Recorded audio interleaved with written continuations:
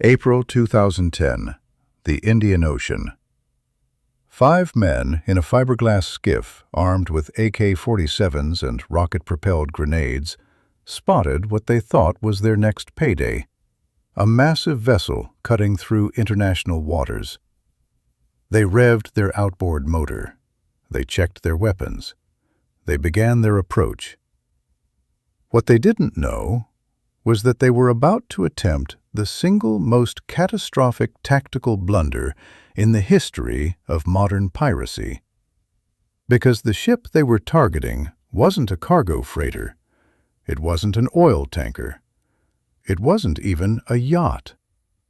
It was the USS Nicholas, a guided missile frigate, part of the escort screen for a United States aircraft carrier battle group. This is the story of the day Somali pirates tried to hijack the wrong ship. To understand how 5 desperate men ended up making a decision this catastrophically stupid, we need to rewind 2 decades to the collapse of Somalia itself. In 1991, the Somali government fell apart. What followed wasn't just civil war. It was the total disintegration of a nation-state. No police, no Coast Guard, no functioning economy. Foreign fishing fleets saw an opportunity. They began illegally trawling Somalia's waters, stealing an estimated $300 million worth of fish every year. Somali fishermen, now unable to feed their families, picked up AK-47s instead of fishing nets. It's a business model. Crude, brutal, but effective against civilian vessels. Against a warship, the math changes entirely. And on April 1st, 2010, 5 Somali pirates were about to learn that lesson the hard way. Here's how modern piracy works. Step 1. Reconnaissance. Pirates use motherships, larger vessels, often hijacked fishing boats, to scout international shipping lanes hundreds of miles from shore. Step 2. Identification. They look for slow-moving, low-profile targets. Cargo freighters, tankers, anything riding low in the water with minimal crew and no visible security. Step 3. Approach.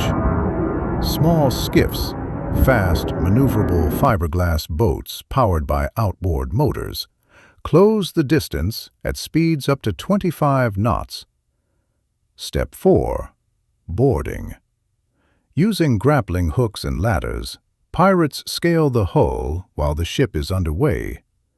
Once aboard, they seize the bridge at gunpoint. Step 5. Ransom. The ship is sailed to Somali waters. The crew becomes hostages. Negotiations begin. Payments typically range from $500,000 to $5 million. They started by attacking the illegal trawlers. Then they realized something. Merchant ships paid better than fish. By 2008, Somali piracy had become a multinational criminal enterprise. Over 100 ships hijacked that year alone. Ransoms totaling $80 million. Insurance companies bleeding. Shipping lanes paralyzed. The world's navies responded with Combined Task Force 151, a multinational coalition patrolling the Gulf of Aden and the Indian Ocean. American, European, Chinese, and Russian warships all working together for one purpose: crush the pirate threat. But in April 2010, one small crew of pirates either didn't get the memo or they were too desperate to care. The USS Nicholas, FFG-47, an Oliver Hazard Perry-class guided missile frigate. Length, 453 feet. Displacement, 4,100 tons. Top speed, 29 knots. Armament, one 76mm naval gun, one phalanx close-in weapon system capable of firing 4,500 rounds per minute, harpoon anti-ship missiles, torpedoes, and a crew of 215 highly trained sailors. This was not a defenseless cargo ship. But here's the thing. At a distance, in low light, with poor intelligence and desperation clouding judgment, a frigate might look like just another large vessel.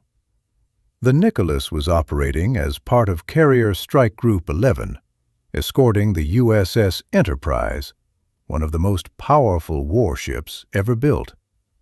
But on April 1st, the Nicholas had temporarily detached from the group to conduct independent counter-piracy operations. She was hunting pirates. And the pirates